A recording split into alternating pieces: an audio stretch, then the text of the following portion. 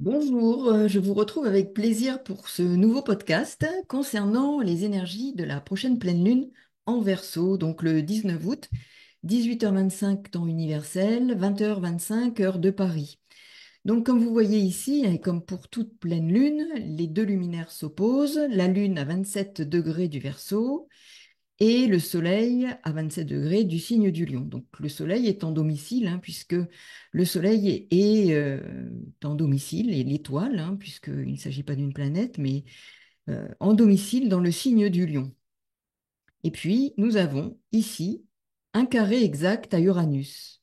Donc Uranus est à 27 degrés du signe du Taureau. Donc nous avons une pleine lune très, je dirais, potentiellement très agité. Mais avant de commencer, je voulais juste d'abord vous remercier pour vos nombreux messages, les commentaires, tous ces messages que vous m'adressez par mail ou autres, Et puis de vous rappeler surtout, si vous voulez bien, de cliquer sur le pouce si vous appréciez et de vous réabonner si vous l'étiez, car les algorithmes de YouTube semblent désabonner automatiquement des cohortes d'abonnés. Voilà, donc si vous voulez regarder, revérifier où vous en êtes de tout ça, eh bien, ce sera important. C'est important aussi pour poursuivre le travail que je fais, que je propose sur YouTube, et donc avec plaisir. Mais effectivement, il faut vérifier tout ça. Alors, maintenant, revenons à cette pleine lune. Donc, c'est une super pleine lune et super pleine lune bleue. Alors, parce qu'il y a deux pleines lunes dans le mois, donc c'est pour ça.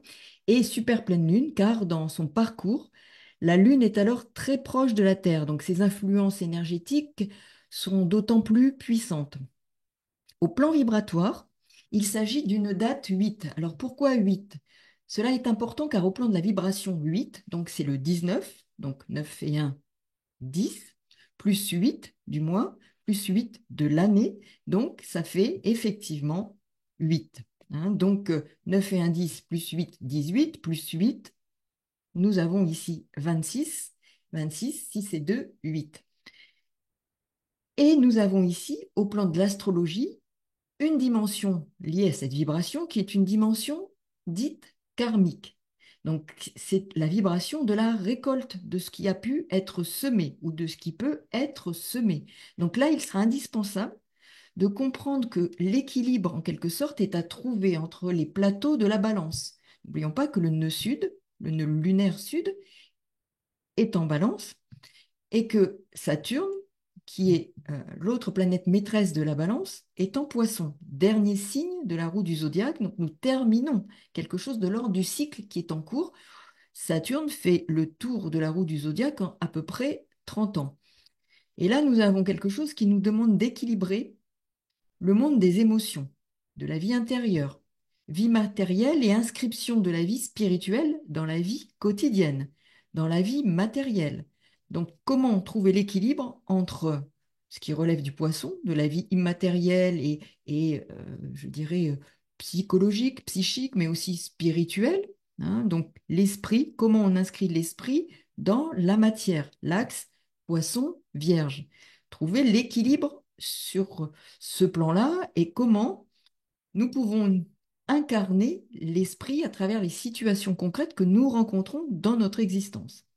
Donc c'est à travers les situations concrètes qui se présentent à nous que ce défi est à relever. Donc c'est bien une histoire de défi avec Saturne. Et ce chiffre 8, à l'occasion justement de cette pleine lune, qui active aussi la vibration 8 au niveau énergétique et numérologique, nous avons ici un champ d'action qui nous indique bien la dimension euh, de transformation que nous propose cette pleine lune.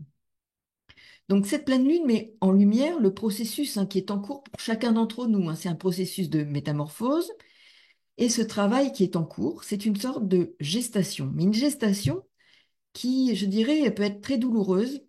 C'est une sorte d'enfantement difficile. Il y a des risques d'éparpillement et de perte d'objectif, de perte de l'objectif majeur. Donc ça va se bousculer. La Lune, au 27e degré et 15 minutes d'arc du Verseau, le Soleil, comme je le dis bien, pour toute pleine Lune, est opposé dans le signe du Lion. Et là, nous avons la lumière du Soleil qui se reflète sur la Lune. C'est le milieu du cycle de lunaison.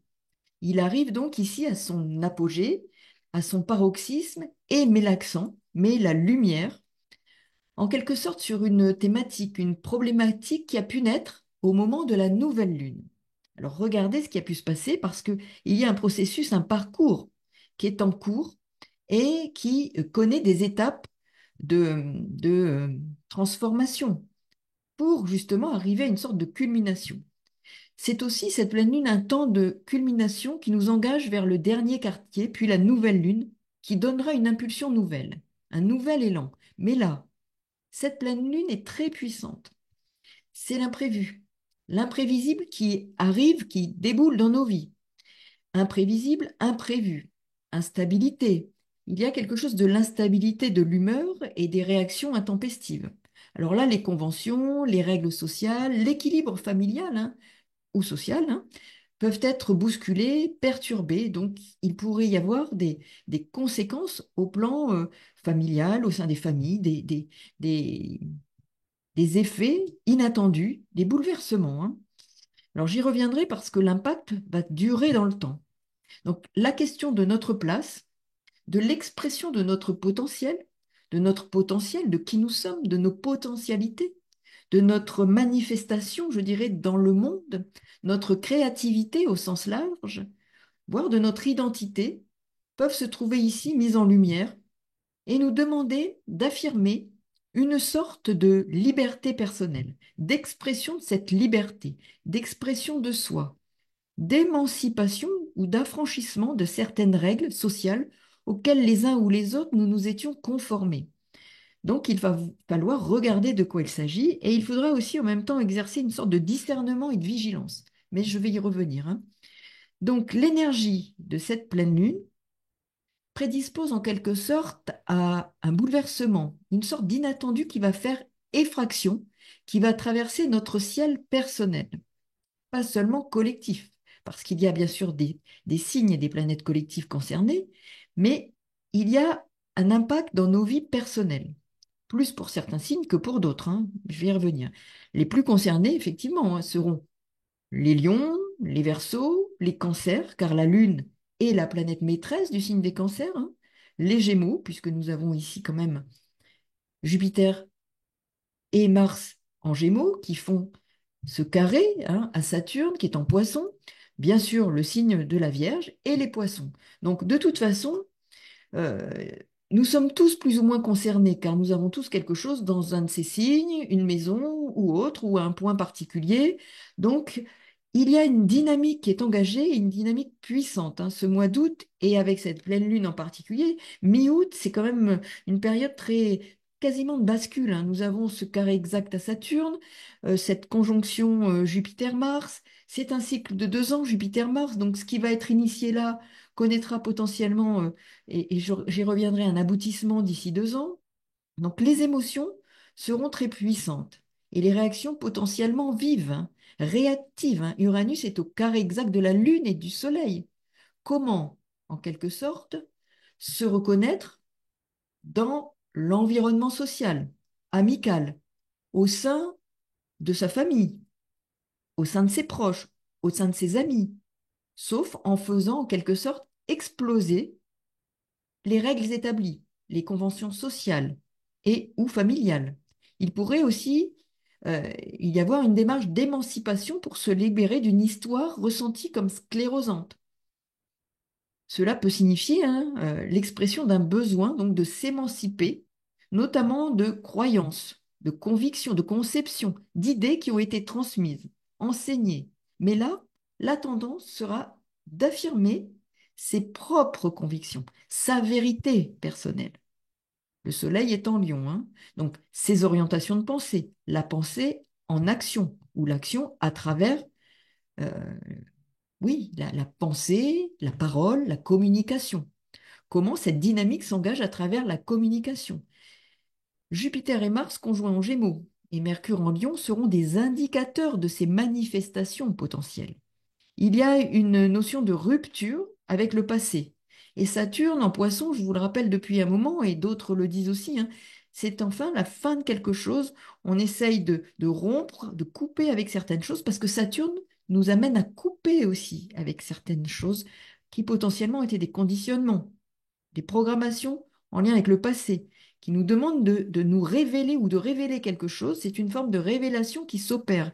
Pluton est en Verseau. Des révélations vont avoir lieu et vont se poursuivre. La notion de rupture, donc avec le passé qui ne nous nourrit plus suffisamment, comme si le besoin qui se fait ressentir pousse à des rapports de force. Mais ces forces peuvent être des forces entre l'ombre et la lumière. Notre part d'ombre sera mise en lumière afin que nous puissions nous diriger vers un nouvel équilibre. Il y aura des choix à faire. Ces choix seront ceux de se positionner. N'oublions pas que les nœuds lunaires sont dans l'axe Balance-Bélier. La planète Mars, planète maîtresse du Bélier, se trouve conjointe à Jupiter. Il y a une expansion et la nécessité d'une dynamique d'expression de sa singularité et d'oser exprimer sa singularité, quelle qu'elle soit, afin que nous puissions nous diriger donc vers un nouvel équilibre. Espérons trouver cet équilibre. La volonté, le pouvoir sont soumis aux excès. Il faudra donc faire attention aux emballements pour affirmer ses points de vue, sa volonté. Cette pleine lune montre une sensibilité accrue aux rapports de force, aux rapports d'autorité, aux crispations possibles, car entre volonté, expression de soi, de ce que l'on est, et de façon plus authentique, hein, nous sommes avec le soleil en lion, hein, Mercure en lion, la vérité qui s'exprime, qui se manifeste dans le concret, et qui va nous demander aux uns ou aux autres de savoir affirmer qui nous sommes dans une attitude, un comportement pour lesquels, et pour arriver à cette authenticité ou la toucher de plus en plus. Parce que être authentique à 100%, c'est souvent compliqué. Mais en même temps, de tendre vers plus d'authenticité, d'expression de soi, pour arriver à sa vérité, à cette vérité.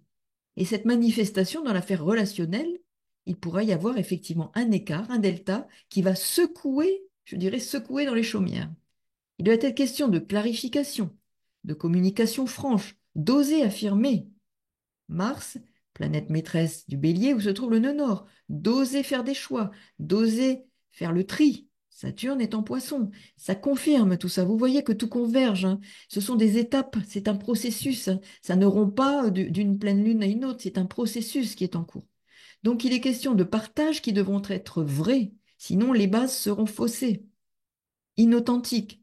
Vénus, comme vous le voyez, est en Vierge opposé à Saturne, et va nous demander d'analyser, de disséquer et de faire preuve de discernement, car l'enjeu d'être avant tout vrai, authentique avec soi-même sera l'atout de la réalisation personnelle, délivré d'anciens fonctionnements, d'anciens schémas, parfois toxiques, issus de programmation transgénérationnelle. Nous sommes toujours, et je le répète, mais parce qu'effectivement, ils sont toujours là, ils finissent, ils continuent leur travail, ils vont bientôt le terminer. Saturne, Neptune en Poisson.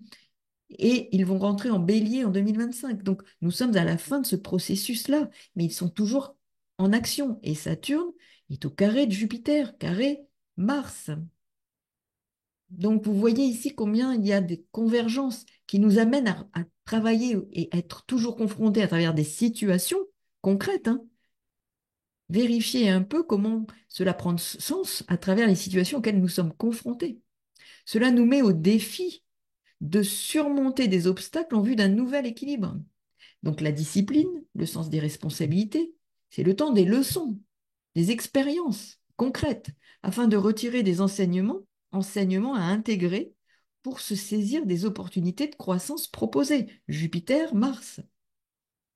La vigilance sera indispensable afin de comprendre en fait que les réactions excessives de l'ego, hein, le Soleil est au carré de Jupiter et Mars, hein, donc seront contre-productives. Pour autant, il y a quelque chose qui est lancé, une dynamique qui est engagée.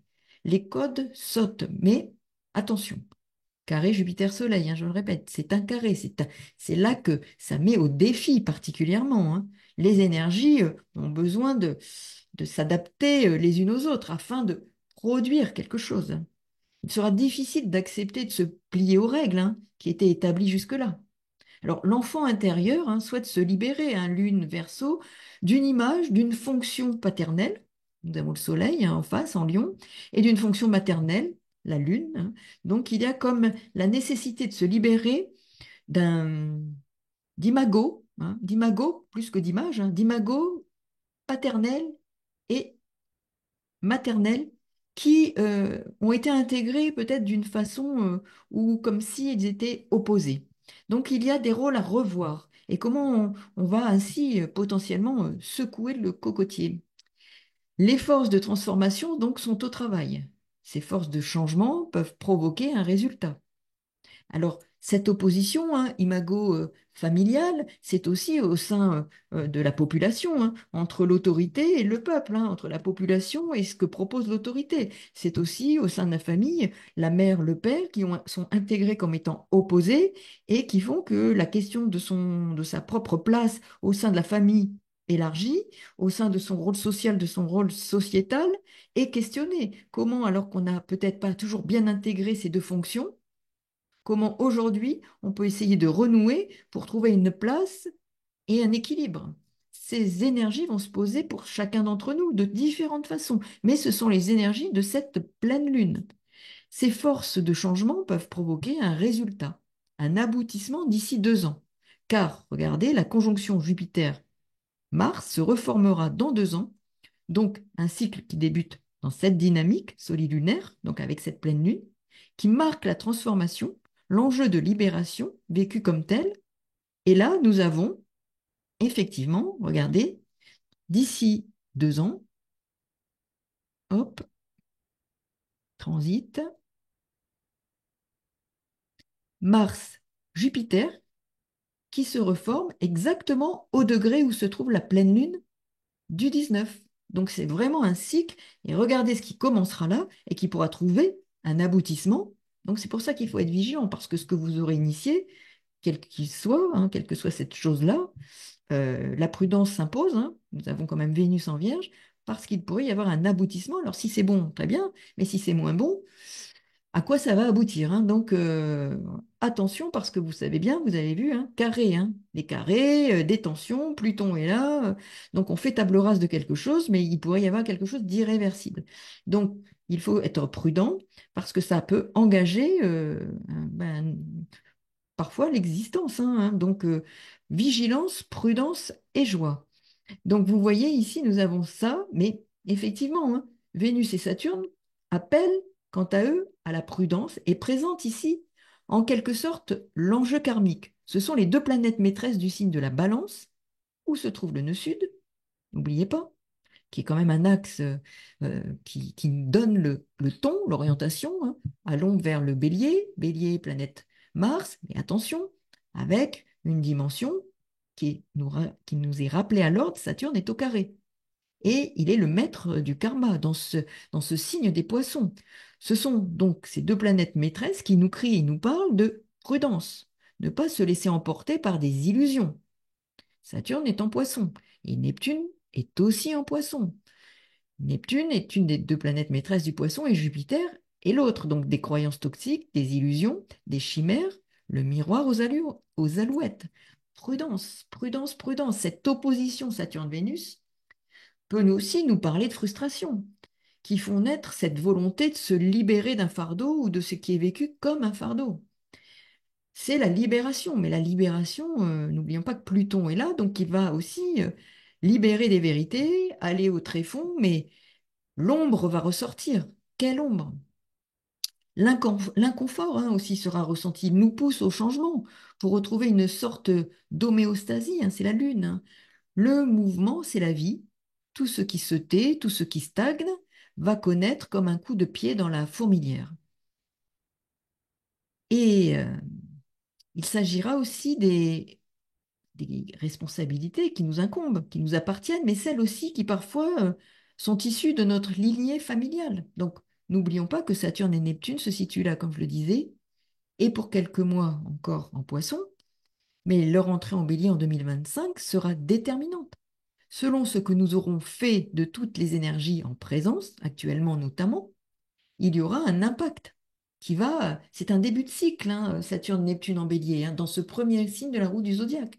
Et nous avons ici un début de cycle, Jupiter-Mars, qui sera en fin et initiera un début, donc un aboutissement potentiel quand il sera là où se trouve enfin, le 19, hein, cette pleine lune au même degré. Donc vous voyez les enjeux de cycle et de ce qui commence et de ce qui peut aboutir. Cette pleine lune nous rappelle que la loi de cause à effet existe bien, que le discernement et la maturité sont en toile de fond. Le discernement, le discernement que l'esprit nous propose. Soyons à l'écoute de l'esprit. Et l'esprit doit s'inscrire dans la matière. Axe poisson vierge. Vous voyez ce qui est important. Et ce qui est important, c'est qu'en plus, cet axe-là, 1, 7, est celui du relationnel. Et nous avons intercepté poisson vierge. Donc là, c'est important. Et intercepté, hein, vous savez, ça commence effectivement une maison. Donc la maison 1 commence en Verseau, elle englobe tout le poisson, elle se termine en bélier. Donc nous avons cet axe qui est intercepté et aussi des signes qui sont dans ces maisons, dans cet axe, essentiellement là, intercepté, poisson vierge. Donc c'est intéressant de voir combien il est question là de l'ordre du relationnel, et des retours en boomerang qui peuvent arriver plein pot ce mois d'août parce que l'on commence à solder encore plus de dettes. Ça s'active, ça se précipite. Nous avons ici Uranus carré, lune en Verseau. C'est la précipitation, c'est brusque, ça fait effraction. Et regardez le cycle, donc Jupiter-Mars, comme je vous ai dit, dans ce degré-là, qui se reformera donc en novembre 2026. Donc, transformation annoncée, engagée, c'est pourquoi il faudra être prudent afin de soit bien préparer les choses, soit bien réfléchir, car l'action lancée aura un aboutissement potentiel, et je dirais presque, quel qu'il soit, en novembre 2026.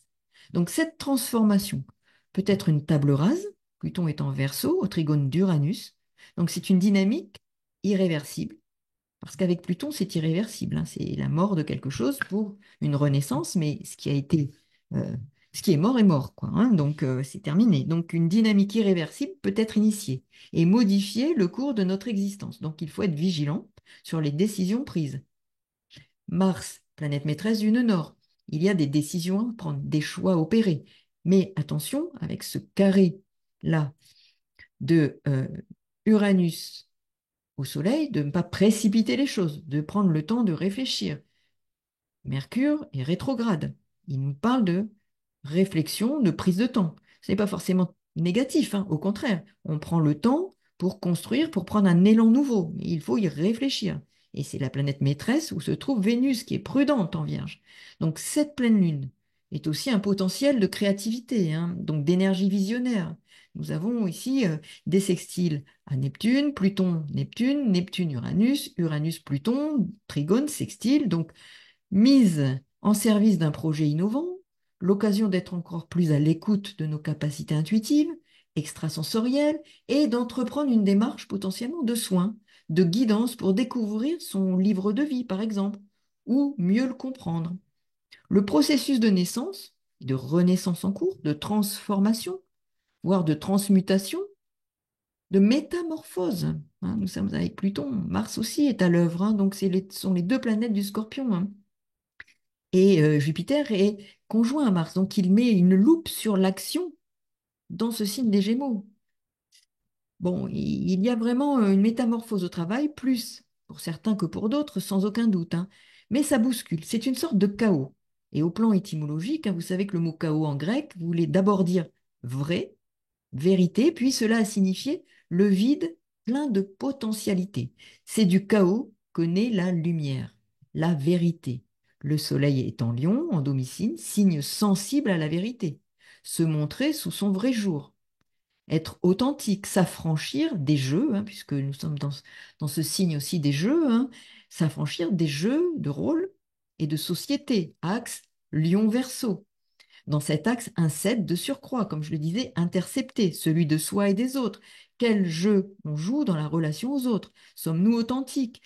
Pouvons-nous nous affranchir de certaines contraintes afin d'être vrais sans peur d'être rejetés? Car il est question d'accepter l'autre aussi dans ce qu'il exprime de sa différence.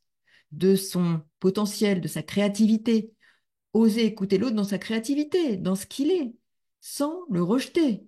Ça demande un travail sur soi. Et nous sommes dans cet axe Poisson Vierge qui nous demande de travailler aussi sur nous pour développer cette conscience supérieure qui nous permet, dans cet axe Poisson Vierge, de prendre soin de nous en prenant soin aussi de la relation, ou en prenant soin de la relation, en prenant soin de nous.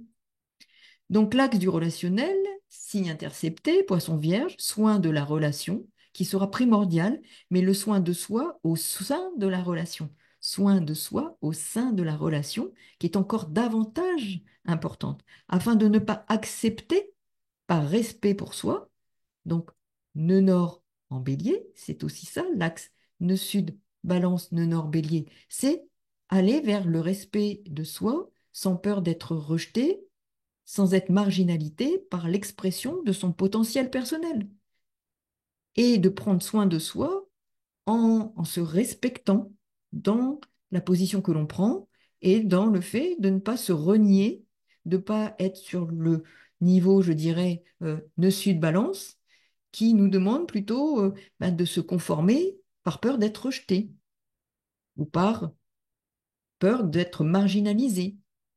Mais ça demande à tout le monde de trouver cet équilibre, à ceux qui pourraient rejeter comme à ceux qui pourraient être rejetés. Et chacun doit faire un pas, parce que l'équilibre, c'est l'équilibre des deux plateaux de la balance. Et il s'agit bien de trouver cet équilibre. Donc, quoi que ce soit, il s'agira de, avec discernement, de trouver l'équilibre.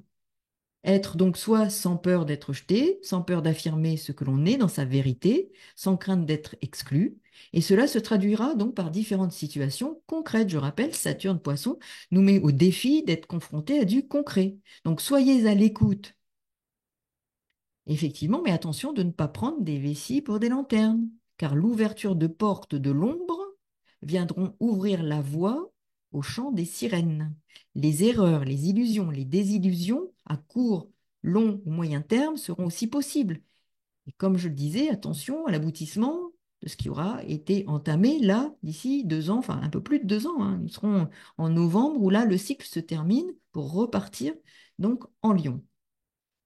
Donc, vous connaissez l'expression que je prononce souvent, hein, vigilance, prudence et joie. Nous avons effectivement la vigilance et la prudence avec Vénus et la joie avec le Soleil en Lion, la chaleur, la joie. Jupiter aussi est en joie en Gémeaux et effectivement, il fait un aspect, écoutez, c'est pas, c'est bien que le Soleil soit en Lion parce que c'est plutôt positif pour le signe des Gémeaux et là, nous avons ce cycle qui se terminera en Lion, donc c'est intéressant.